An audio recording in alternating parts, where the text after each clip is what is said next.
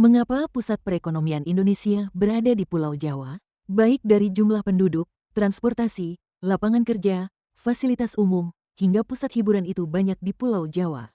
Padahal kalau pembangunan ini dilakukan di pulau-pulau lain, mungkin bisa sama pesatnya atau bahkan lebih besar dari yang ada di Pulau Jawa.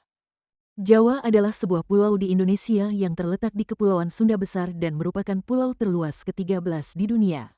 Jumlah penduduk di Pulau Jawa sekitar 150 juta orang. Pulau Jawa dihuni oleh 60% total populasi Indonesia. Angka ini menurun jika dibandingkan dengan sensus penduduk tahun 1905, yang mencapai 80,6% dari seluruh penduduk Indonesia.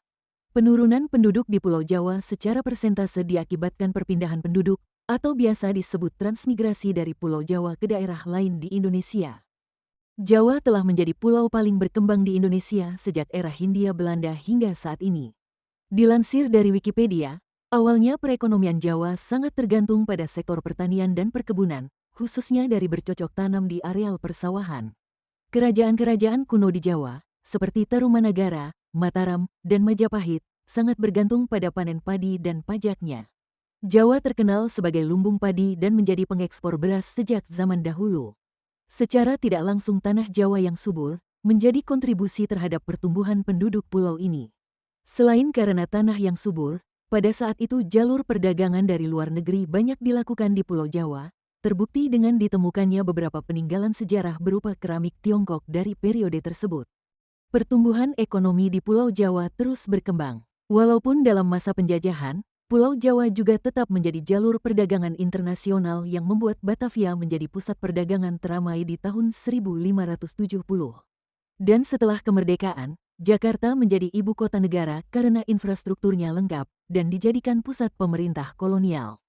Proyek besar mercusuar Presiden Soekarno untuk pembangunan ibu kota di era tahun 1960-an. Untuk pembangunan ibu kota di era tahun 1960-an semakin meningkatkan ketimpangan antara Jawa dan luar Jawa. Jakarta dari zaman kolonial sudah menjadi ibu kota negara, dan pusat pemerintahan tentunya mempunyai infrastruktur yang paling memadai jika dibandingkan dengan kota besar yang lain. Oleh karena itu membuat jalur perdagangan terpusat di Pulau Jawa. Baik investor dari dalam ataupun luar negeri memilih Pulau Jawa sebagai tempat pusat ekonomi mereka. Sehingga banyak orang berbondong-bondong mencari pekerjaan atau membuka usaha di Pulau Jawa. Efek ini semakin membuat pulau lain tertinggal. Ketimpangan pembangunan di Jawa dibandingkan di luar Jawa di era selanjutnya semakin tidak merata, karena pemusatan ekonomi di wilayah geografis yang berdekatan cenderung membuat percepatan ekonomi semakin menguntungkan. Hal ini yang menyebabkan beberapa pengusaha tidak mau mengambil resiko besar untuk membuat proyek selain di Pulau Jawa. Dan sampai sekarang, Pulau Jawa masih menduduki peringkat pertama pusat ekonomi di Indonesia. Kontribusi Pulau Jawa bagi perekonomian Indonesia cukup besar. Hal itu berkaca pada kontribusi produk domestik bruto atau PDB yang mencapai angka 60%. Dilansir CNN Indonesia, melalui Badan Pusat Statistik atau BPS mencatat, pertumbuhan ekonomi Indonesia yang tercatat 5,03% sepanjang kuartal pertama tahun 2023 masih terpusat di Pulau Jawa. Deputi Bidang Neraca dan Analisis Statistik BPS Edi Mahmud mengatakan, untuk kuartal pertama tahun 2023 ini Pulau Jawa masih berkontribusi sebesar 57,17% terhadap perekonomian nasional dengan capaian pertumbuhan 4,96%.